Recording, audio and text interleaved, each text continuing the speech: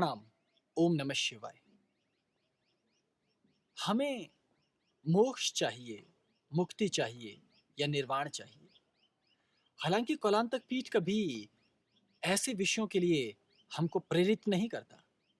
हाँ, ज्ञान अवश्य देता है कि निर्वाण क्या होता है अथवा मोक्ष किसे कहते हैं, कितने प्रकार के मोक्ष होते हैं और मुक्ति क्या है, आदि आदि। किंतु कभी भी कलांतक पीठ व्यक्ति को या साधक को या भैरव भैरवी को इसके लिए प्रेरित नहीं करता, क्योंकि ये निर्णय भैरव अथवा भैरवी पर छोड़ दिया जाता है कि उसे अपने जीवन में क्या करना है। पहले, ज्ञान बड़ा अनिवार्य विषय है, लेकिन ज्ञान होता क्या है? ज्ञान के बिना हमारी संपूर्ण यात्रा ही व्यर्थ हो जाएगी। इसलिए यदि कोई ये कहे कि ज्ञान योग व्यर्थ है और ज्ञान योग से श्रेष्ठ कोई योग है, तो वो झूठ होगा। और ज्ञान योग की भांति ही इस जीवन को हम कर्म से चलाते हैं। ऐसे में यदि कोई भी आस्तिक हो या नास्तिक हो या वास्तविक जीवन जीने वाला कोई व्यक्ति हो, वो ये नहीं कह सकता कि कर्म की प्रधानता नहीं। इसलिए कर्म योग को ना मानने वाले या कर्म योग को कम आंकने वाले या उसको एक तराजू में जब तोला जाता है तो कम कहने वाले भी मूढ़ ही प्रतीत होते हैं, क्योंकि सृष्टि में प्रत्येक तत्व का अपना महत्व है। वैसे ही भक्त योग है। भक्त की आंख और भक्त का हृदय निराला है।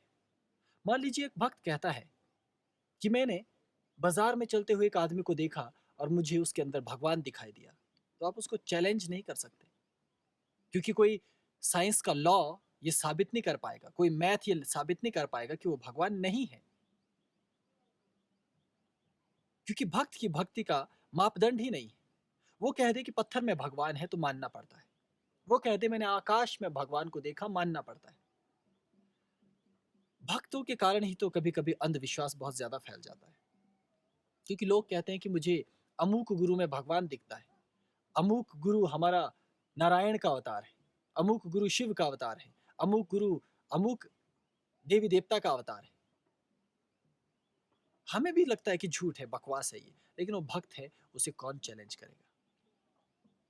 ये समझने के लिए भक्त होना पड़ता है आपको। हाँ, हालांकि भक्त कभी कभी अंध भी हो जाते हैं और वहां जाकर हमें आपत्ति भी होने लगती है, लेकिन बिना भक्ति के भी कोई कहे भक्ति योग व्यर्थ की चीज है, झूठ है, अंधविश्वास है, इसे त्याग दो, तो भी ये बुरा होगा। इसी प्रकार योग की अनेकों विधाएं हैं। किसी भी अंग को, जीवन के किसी भी ज्ञान के विषय को, किसी भी जीवन के सार्वभौमिक विषय को आप यदि झुठलाने निकले तो वो बेवकूफी होगी। जीवन में सब चीजों का अपना महत्व है। जिस विष का प्रयोग सांप आपको मारने के लिए करता है, चिकित्सक उसी विष का प्रयोग औषधियों के द्वारा आपको बचाने के लिए करता है। जिस लोहे के धातु से आप अपने लिए मजबूत ताला बनाते हैं और मजबूत द्वार बनाते हैं, उसी लोहे की आरी से उस मजबूत ताले और द्वार को काटा भी जाता है। जो योगी, साधु, सन्यासी, गुरु, महात्मा आपको ज्ञान देकर मुक्ति प्रदान कर सकता है, उसी गुरु, साधु, महात्मा को आप आरोप लगाकर, परेशान करके, उसके जीवन को दुभर करके उसे अपराधी भी घोषित कर सकते हो। उस स्थिर चित्त व्यक्ति को भी आप इतना टॉर्चर कर सकते हो कि उसका स्थिर चित्त जो है वो स्थित रहे ही ना, शांत रहे ही ना, और लगने लगे कि वो साधु महात्मा भी पागल हो गया है। लेकिन बनाता कौन है? आप और हम। यानी हर एक चीज की अनिवार्यता है, हर एक चीज का अपना गुण भी है तो दोष भी है। ठीक इसी तरह अनेकों विधाएं आपके जीवन में भी। आप में से कुछ मोक्ष और मुक्ति चाहते हैं और कुछ नहीं। कुछ कहते हैं मुझे बस इसी जीवन में आप सुखी बना दीजिए, इस जीवन में मैं मुक्त होना चाहता हूं, मैं इस जीवन को आनंद के साथ व्यतीत करना चाहता हूं, मुझे धन दौलत चाहिए, मुझे सुंदर शरीर, सौंदर्य, सम्मोहन चाहिए। कुछ अपना बेहद नाम कमाना चाहते हैं और कुछ केवल नकारात्मक होकर अपने अहंकार का प्रदर्शन, ईर्ष्या द्वेष का प्रदर्शन करना चाहते हैं।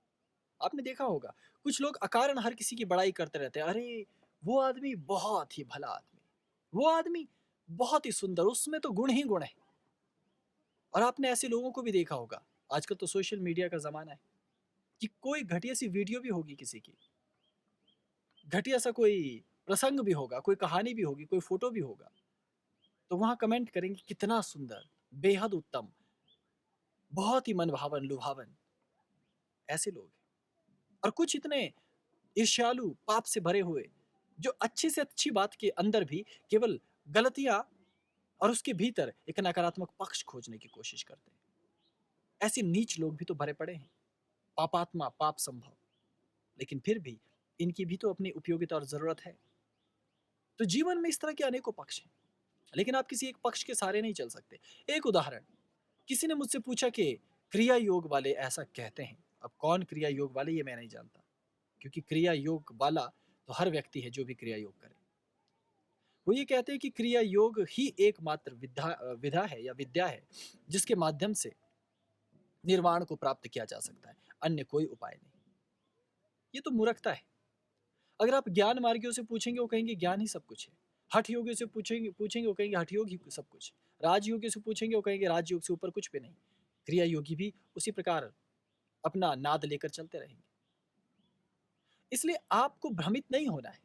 आपको भ्रमित कभी भी किसी भी हाल में नहीं होना, ये याद रखिए सदैव।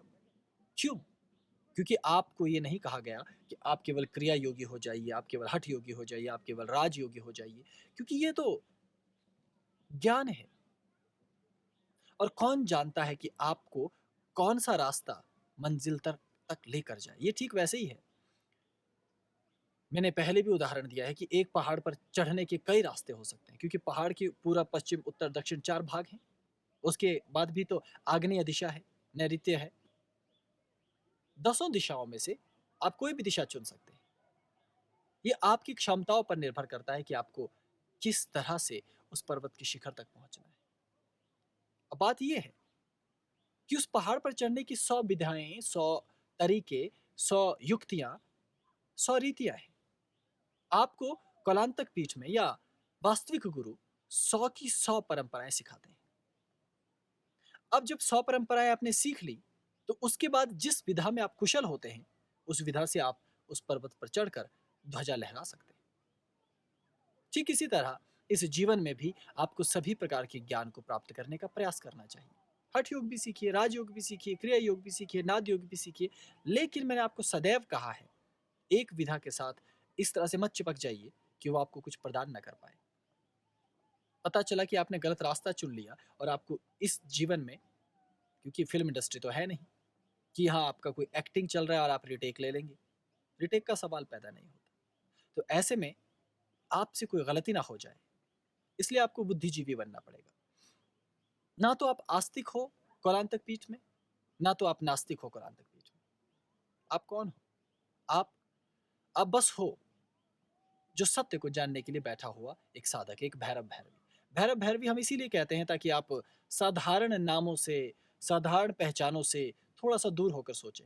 अपने ही आलोचक आप खुद हों, अपने ही शत्रु भी आप खुद हों, अपने प्रशंसक भी आप खुद हों और अपने मित्र भी आप खुद हों। इसी तरह आपको योग का कोई एक मार्ग मैं नहीं बता सकता। मैं ये नहीं कह सकता कि क्रिया योग को यदि आप कर लें तो आप दावे से मुक्त हो ही जाएंगे। असंभव है ये। इसलिए आपको सभी प्रकार के ज्ञानों को पहले ग्रहण करना पड़ेगा। आपका ज्ञान सर्वप्रथम है, इसलिए मैंने बार बार इंटेलिजेंस शब्द का उल्लेख किया है, ज्ञान का उल्लेख किया है। मान लीजिए आपको और हमको ज्ञान ही ना हो किसी चीज का, और हम अंधेरे में तीर मारते रहें तो युगों बीत जाएंगे, हमें कुछ प्राप्त नहीं हो पाएगा। इसलिए आपको और हमको समझने की जरूरत है कि किस तरह से ये जीवन का प्रपंच चलता है। याद रखिए, अनेकों लोगों को आपको सुनना पड़ेगा, अनेकों पुस्तकों ग्रंथों को आपको पढ़ना पड़ेगा, अनेकों फिलोसफीज को, अनेकों वाद विवादों को आपको सुनना पड़ेगा, क्योंकि तब आप में नई नई बुद्धि, नई नई तर्क की क्षमताएं पैदा होती है। और याद रखिए, जीवन के सुख दुख और कष्टों में से होकर भी गुजरना पड़ेगा। इतना आसान नहीं है। जब तक आपको दुखों का पता ना हो, जीवन क्या है इसका पता ना हो, शीतलता क्या है, गर्मी क्या है इसका आभास ना हो, आप चीजों को जान नहीं पाएंगे। अभी मैं जहां बैठा हूं आप देख रहे होंगे मेरे पीछे पहाड़ों पर, वो पीछे बर्फ पड़ी हुई है, लेकिन आप ऊपर देखेंगे ताजा आसमान से बादल नीचे की तरफ को उतर रहे हैं, पहाड़ों पर नीचे को ऊपर से अभी आना शुरू हुए। मैं इन पहाड़ों को देखकर ये बता सकता हूँ कि कुछ ही देर में हिमपात होने वाला है। आप मेरे पीछे बादलों को देखेंगे शिखर पर, तो आपको दिखाई देंगे कि वो जो धुंध ऊपर से नीचे उतर रही है और ये जो आकाश के बादल हैं, ये जल्द ही होने वाले हिमपात का संकेत कर रहे हैं। यानी कि अब 2 से 3 दिन के अंदर-अंदर, यानी कि हो सकता है आज रात, कल रात, परसों रात इन ऊँचे पहाड़ों पर फिर से हिमपात होने लग जाए। तो मुझे कैसे पता चलता है ये? ये कोई चमत्कार नहीं है, मैं कोई भविष्यवाणी नहीं कर रहा। क्योंकि मैं इस स्थान पे पैदा हुआ, पला-बढ़ा, रहा, हिमालय मेरा जन्म स्थान है। इसलिए मुझे मालूम है कि बादल जब इस तरह के दिखते हैं तो क्या हुआ? ये मैंने कहाँ से सीखा? अपने बुजुर्गों से सुना। उन्होंने कहा कि इस तरह का बादल जब नीचे झुकता है, इस तरह का मौसम हो जाता है, ये मौसम है और इस ऋतु में इस तरह का लक्षण बने, तो हिमपात होने की संभावना होती है, हिमपात आता है। तो ये तब मुझे पता चला जब मैंने इस तरह के ज्ञान को सुना। अगर मान लीजिए मैंने ये नहीं सुना होता, तो मैं इस बादल को देखता तो मैं कहता बादल तो वो दूर पहाड़ी पर है। मेरे सर के ऊपर तो अभी इतने घने बादल नहीं है, ना ही यह धुंध नीचे उतर रही है, तो मुझे भयभीत नहीं होना चाहिए। लेकिन ज्ञान होने के कारण मुझे पता चल गया है, इसलिए मैं तुरंत अभी लकड़ी की व्यवस्था करके ऊपर कुटिया की तरफ ले जाऊँगा और वहाँ बैठकर अपनी अग्नि इत्यादि की व्यवस्था कर लूँगा। तो ये एक जीवन है। तो ज्ञान आपके भीतर जब होता है, तो आप प्रत्येक परिस्थिति में अपने आप को जीवित रख पाते हो। सोचिए पृथ्वी पर आपको ज्ञान ना हो। अब जैसे मैं हूँ, शहरों में जाता हूँ तो शॉपिंग मॉल्स में भी घूम लेता हूँ। क्यों? क्योंकि मुझे पता है कि शॉपिंग मॉल में कैसे जाया जाता है, कैसे खरीदारी की जाती है, लोगों को कैसे डील किया जाता है। 21st सेंचुरी का एक मॉडर्न यंग बॉय हूँ मैं। और ठीक उसी तरह हिमालय का एक योगी भी हूँ, क्योंकि हम योगियों का अपना एक संसार है। शहर के योगियों से मेरा कोई लेना-देना नहीं। शहर के महात्माओं, सिद्धों, संतों, शंकराचार्यों, मठाधीशों से मेरा कोई लेना-देना नहीं। वो अपनी जगह प्रणम्य है उनको, नमन है उनको। वो जो कर रहे हैं उत्तम कर रहे हैं। मुझे ज़्यादा टीका-टिप्पणी नहीं करनी और वैसी टीका-टिप्पणी अपने विषय में भी नहीं चाहता मैं। क्यों? क्योंकि मेरा स्वतंत्र जीवन है। मैं जैसे चाहूँ हिमालय पे रहना वैसे रहना चाहूँगा। तो ये मेरे अंदर भाव कैसे पैदा हुआ है? जब मैंने अनेकों मार्गों को देखा, अनेकों गुरुओं की शरण में रहा और अनेकों प्रकार के ज्ञान को पढ़ा। मॉडर्न साइंस को भी मैं पढ़ता हूँ, मॉडर्न फिजिक्स और केमिस्ट्री को। तो प्राचीन मान्यताओं और परंपराओं की कहानियों को जो हो सकता है आपको सुनाई जाए तो अंधविश्वास लगे, लेकिन मैं बड़े चाव से सुनता हूँ। कोई बच्चा भी कहानी सुनाता है गाँव में, तो उसे भी सुनता हूँ। शहरों में जाता हूँ तो बहुत दिमागी खुजली वाले लोग भी मुझे बोलते हैं कि सर हम आपसे ये क्वेश्चन करना चाहते हैं। एक्सक्यूज़ मी, हमें इस क्वेश्चन का आंसर चाहिए। मैं देता हूँ ना जवाब। लेकिन जवाब देना, प्रश्न करना केवल यही जीवन नहीं है। हमें जीवन को अनुभूति पर लाना होता है। इसलिए मैं आपको ये बताना चाहता हूँ कि केवल क्रिया योग या केवल राजयोग या केवल हठ योग या केवल कर्म योग एकमात्र मार्ग नहीं है आपके जीवन को पूर्णता की ओर ले जाने के लिए। वैसे भी ये जो बातें हैं, कुंडलिनी जागरण, निर्वाण, मोक्ष की प्राप्ति और अत्यंत उच्च कोटि के शब्द हैं ये। इस तक पहुँचने के लिए आपको जीवन के एक बेहद अनूठे सोपान में से होकर गुज़रना होता है। अब आप सोचिए कि आप गृहस्थी में बंधे रहें, अधिकांश गृहस्थियों को ये लगता है कि वो अपने मन को ये कहकर तसल्ली दे देंगे कि केवल गृहस्थी में रहने मात्र से ही, गृहस्थ धर्म का पालन करने से ही ईश्वर की प्राप्ति हो जाती है। अपने मन बहलाने के लिए तर्क आप जितना देना चाहते हैं दे दीजिए, लेकिन झूठ है सब। सत्य ये है कि आपको किसी भी वस्तु को प्राप्त करने के लिए ज़िद्दी होना पड़ता है। लक्ष्य बनाना पड़ता है, उस लक्ष्य के भेदन के लिए आपको प्रयास करने पड़ते हैं। आपको ज्ञान भी होना चाहिए, आप में कर्मठता भी होनी चाहिए, परिश्रम भी होना चाहिए और अपने पूरे अस्तित्व को उसकी प्राप्ति के लिए झोंक देना पड़ता है। ये काम गृहस्थी में भी हो सकता है, कोई दो राय नहीं है। ये काम सन्यास लेके जंगल में जाकर भी हो सकता है, इसमें भी कोई दो राय नहीं है। मुझे देखिए ना, मैं तो बाल्यावस्था से सन्यासियों की भांति सर्वत्र विचरण भी करता रहा और गृहस्थी में रहकर आप भैरव भैरवी के साथ भी रहता हूँ। अपने परिवार को भी देखता हूँ, रिश्ते नातेदारों को भी देख रहा हूँ। वैसे ही मैं भारत की, अपने देश की बिगड़ती व्यवस्थाओं को देखकर भी परेशान होता हूँ और उसे संभालने का भी प्रयास करता हूँ। मुझे ये भी मालूम है कि हमारे देश में कितनी राजनीतिक दल हैं, वो क्या-क्या करते हैं, कितने अच्छे धर्मगुरु हैं, कितने बुरे धर्मगुरु हैं, कौन ढोंग कर रहा है, कौन नहीं कर रहा है, किसकी क्या उपयुक्त, लेकिन आप किसी एक व्यक्ति को ये नहीं कह सकते कि इसे देश से निकाल दीजिए। ये अपराधी है या ये व्यक्ति ही दोषी है। वास्तव में ये बहुत बड़ा तंत्र रहता है, इसे समझना आसान थोड़ी है। तो आपको कैसे समझ में आएगा ये सब प्रपंच जब आप खुद ज्ञान प्राप्त कर पाओगे। इसलिए मेरा बार-बार जोर इन्हीं बातों पर रहता है। घुमा फिरा कर मैं वही बात बार-बार आपको बताता रहता हूँ कि आपके प्रयासों में कमी है। आप आप भ्रमित हो जाते हो। मान लीजिए किसी ने कोई प्रवचन दे दिया, कोई महात्मा जी आपकी गली में आ गए, कहें कि भक्ति ही सर्वश्रेष्ठ मार्ग है और राधा जी का नाम ही लेना जीवन की मुक्ति का मार्ग है, क्योंकि भगवान कृष्ण भी राधा जी के पास जाकर ही अपना प्रेम अभिव्यक्त करते थे। तो उनकी कथा बताने के सुंदर तरीके से आप इस तरह प्रभावित हो जाते हैं कि आपको लगता है सब कुछ छोड़ छाड़ के अभी वृंदावन में डेरा डाल दें। या मेरे जैसा कोई व्यक्ति, आपने कभी टीवी पे मुझे सुन लिया या यूट्यूब पे मुझे सुन लिया या कभी मुझसे मिलने आ गया और ऐसे ही कहीं बैठा हुआ हूँ मैं और मुझसे बातचीत करने लग गया और मेरी कोई प्रसंग सुन लिया, मेरी कोई बात सुन ली तो मुझसे प्रभावित हो गए और ये कहना शुरू कर दिया कि नहीं, अब मैं सब कुछ छोड़ छाड़ के इनके पास ही बैठ जाऊंगा। मूर्खता है ये, क्योंकि अभी आपका स्तर बना नहीं।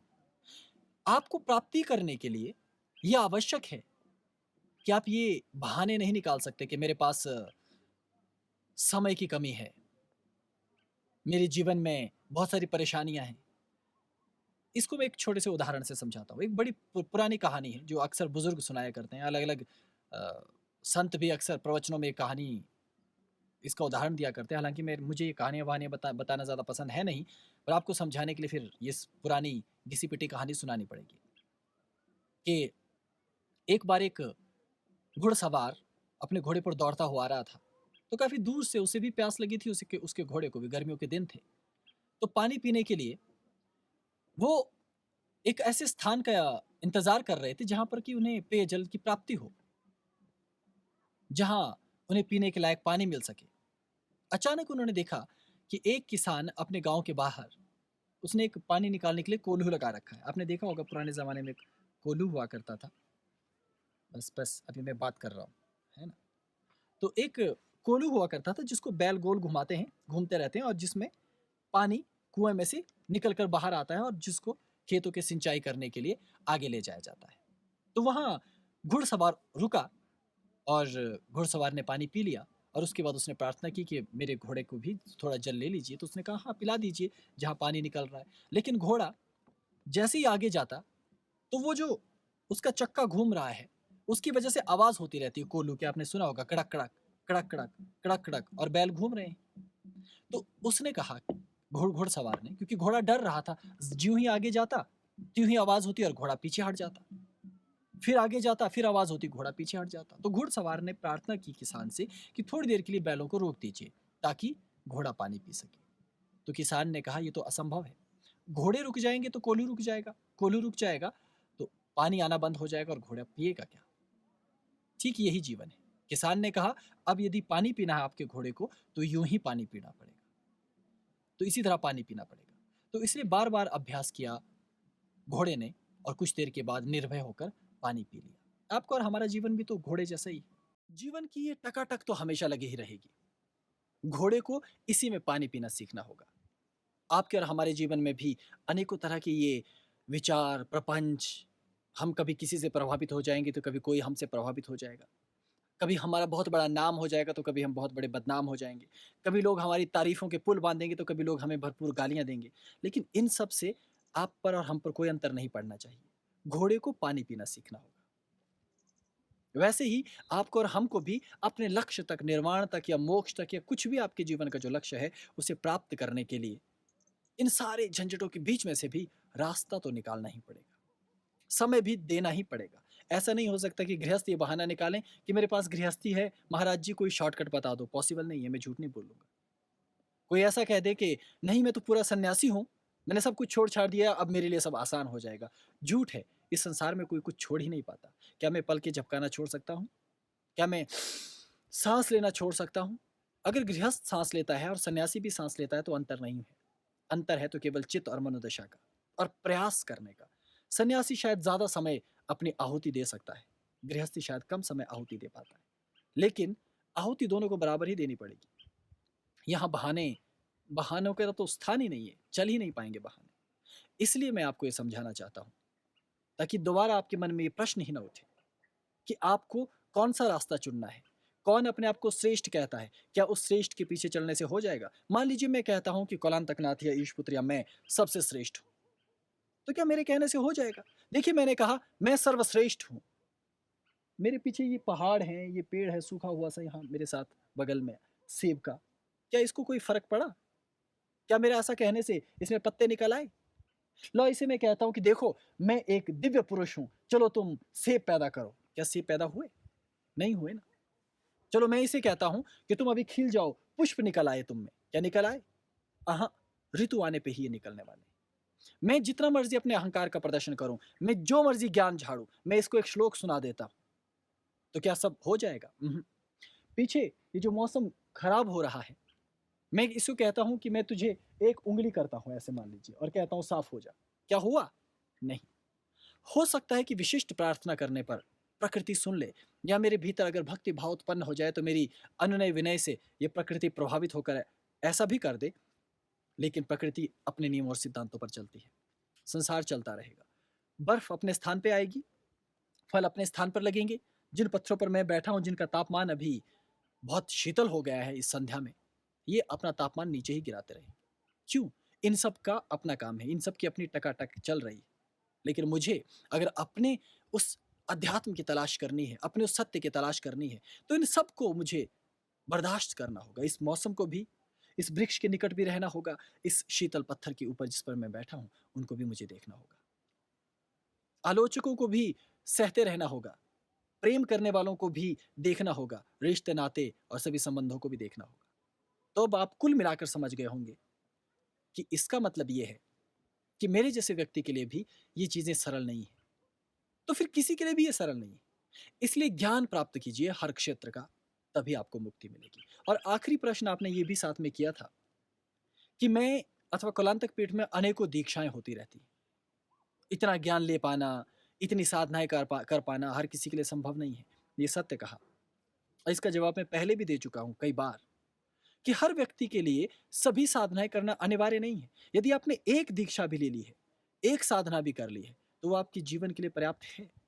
लेकिन फिर भी यदि आप में क्षमताएँ हैं ज़्यादा सीखने की, तो ज़्यादा से ज़्यादा सीखिए, ज़्यादा से ज़्यादा ज्ञान ग्रहण कीजिए, ज़्यादा से ज़्यादा दीक्षाएँ लीजिए, क्योंकि जीवन में बहाने बनाने के लिए आपके और हमारे पास बहुत समय होगा, लेकिन कुछ कर गुज़रने के लिए बहुत कम समय होगा। अब देखिए इस समय यहाँ का तापमान इतना कम है कि हालाँकि चारों तरफ अभी रोशनी है, लेकिन लोग अभी से अपने घरों में दुबकने लग गए हैं, दूर-दूर पहाड़ों पर। ज़्यादा चहल-पहल नहीं है आस-पास, क्योंकि शीतलता इतनी अधिक है। लेकिन फिर भी मैं बाहर बैठा हुआ, आपसे बात कर रहा हूँ। क्यों? क्योंकि मेरे मन में एक उत्तरदायित्व का भी बोझ तो है कि चाहे मैं कोई भी कार्य कर रहा हूँ, लेकिन मुझे आपसे प्रेम है, इसलिए आपके लिए चाहे 10 दिन में, चाहे 15 दिन में, जब भी मुझे समय ज़रा भी मिल जाए, आपके साथ बात करनी भी अनिवार्य है। जहाँ मुझे शहरों में रहना है, बड़े-बड़े लोगों के साथ भी बात करनी है, वहीं गरीबों के साथ भी तो समय बिताना है, वहीं बच्चों के साथ भी समय बिताना है, वहीं सामाजिक कार्यों को भी योगदान देना है और वहीं आपके लिए भी समय निकालना है। तो यही सब आपके जीवन में भी होता होगा, परिवार भी है आपके पास, समाज भी है, लेकिन बावजूद इसके आपको अपनी तलाश के लिए समय निकालना ही होगा, अन्यथा देर हो जाएगी। इसलिए जागो, ये ना सोचो कि केवल हठ योग से पूर्ण हो जाओगे, केवल कुंडलिनी जागरण का अभ्यास जो तुम कर रहे हो, वो तुम्हें पूर्ण कर देगा अथवा जिस गुरु के पास तुम बैठे हो अथवा जिस प्रक्रिया को तुम अपना कर चल रहे हो, वो तुमको पूर्ण कर देंगे। मेरे जैसे गुरु बहुत खड़ूस होते हैं, सख्त होते हैं, प्रताड़ित भी करते हैं। क्यों? आपको लगातार कुछ न कुछ कहते रहते हैं। क्यों? ताकि आप समय रहते जाग जाएँ। क्योंकि आपका समय भविष्य में नहीं है, आपका समय अभी चल रहा है। ये क्षण जो आप मुझे सुन रहे हैं, ये क्षण जिस क्षण आप मुझे देख रहे हैं, ये क्षण निकल गए, तो आपका ये क्षण निकल गया। तो आपका समय भविष्य नहीं है, अभी है।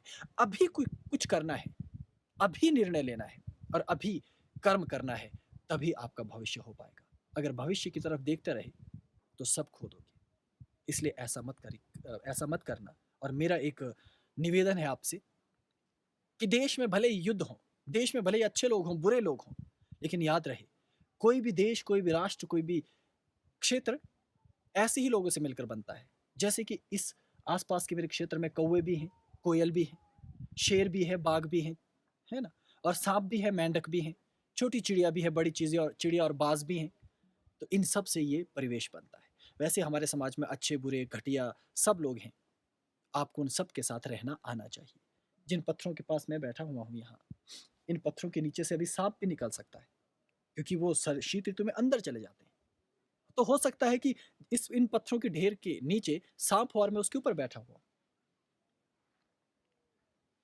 तो मैं क्या समझाना चाहता हूँ कि सभ्यता में ऐसे लोग भी हैं जो नेगेटिव बोलते हैं, आलोचना करते हैं। ऐसे भी हैं जो आपको भ्रमित कर देंगे, ऐसे भी हैं जो आपको कुछ नया ही चमत्कार दिखा देंगे।